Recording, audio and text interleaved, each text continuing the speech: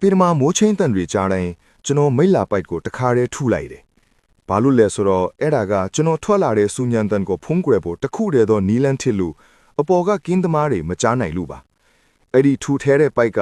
ဆဲချင်းကျော်ကျူးစားပြီးတဲ့နောက်မှာကျွန်တော်လွတ်မြောက်ဖို့တခုတည်းသောနီလန်းပဲ။နောက်ဆုံးတော့ကျွန်တော်ဖောက်ထွက်နိုင်ခဲ့တယ်။ညဉ့်ညမ်းတဲ့ရေလိုင်းကြီးတစ်ခုချက်ချင်းပဲပိုင်ထွက်လာပြီးဖော်ပြရခက်တဲ့အနံ့တစ်ခုလည်းထွက်လာခဲ့တယ်။ဒါပေမဲ့ကျွန်တော်လုံးဝဂီယူမဆိုင်ဘူး။မိလာနက်လိုနန်းနေပေမဲ့လွတ်လပ်မှုရဲ့အလင်းရောင်စီကိုဦးတည်ပြီးအဲ့ဒီညစ်ပတ်တဲ့ပိုက်သေးကိုတွားဝင်သွားခဲ့တယ်။ဒီထောင်ကနေထွက်ပြေးဖို့20နီးပါးကြိုးစားခဲ့ရလို့တွားတွေကိုကြိတ်ပြီးတုံးထုတ်ခဲ့တယ်။မိလာပိုက်သေးကနေထွက်လာပြီးတာနဲ့တစ်စက္ကန့်မှမဖြုံးတီးပဲတောတွေကိုပြေးဝင်သွားတယ်။မကြခင်မှာပဲမနက်ခင်းရောက်တော့ကင်းသမားတွေကလူခေါ်တယ်။အခန်း145မှာကျွန်တော်ကိုမတွေ့တာသတိထားမိတယ်။အောက်ကိုဆဲမခိုင်းနဲ့မဟုတ်ရင်မင်းရဲ့ဥခေါင်းကွန်ကိုရိုက်ခွဲပေးမယ်။အခန်းထဲကဘာမှမကြားရတော့ဒေါသထွက်နေတဲ့ကင်းသမားကဒေါသသတိနဲ့ဝင်လာတယ်။ဒါပေမဲ့တကားရောက်တော့ဘသူမှမရှိလို့သူကြောင်သွားတယ်။တစ်ချိန်တည်းမှာပဲထောင်မှုကသူ့ဖက်နဲ့လဲတော်မလို့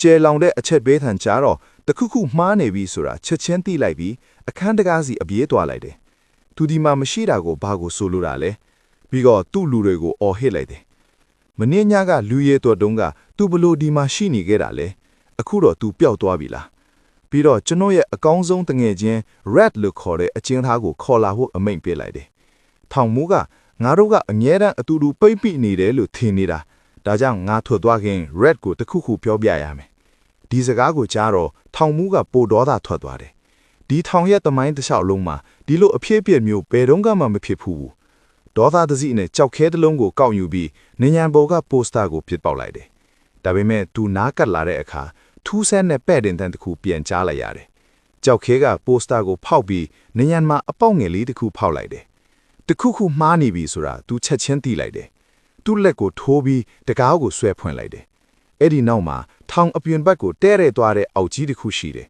။လူတိုင်းအံ့အားသွားကြတယ်။ဘယ်အချိန်မှဘလို့လို့ဒီလောက်ရှည်လျားတဲ့ဥမလင်လောင်ကောင်းတစ်ခုတူးပဲလဲဆိုတာသူတို့နားမလဲကြဘူး။ကင်းသမားတွေနဲ့ခွေးတွေကအကြီးမလူရှားပွဲတစ်ခုစာတင်လိုက်ကြတယ်။ဒါပေမဲ့တနေ့လုံးလိုက်ရှာခဲ့ပေမဲ့ထူသူကိုရှာမတွေ့ခဲ့ကြပါ။အတူရဲ့အဝိစားတွေကိုသာမစ်ဆန်မှာရှာတွေ့ခဲ့ကြတာပါ။သူ့ဘဝကိုလွတ်မြောက်ရာကိုရောက်ရှိသွားခဲ့ပါပြီ။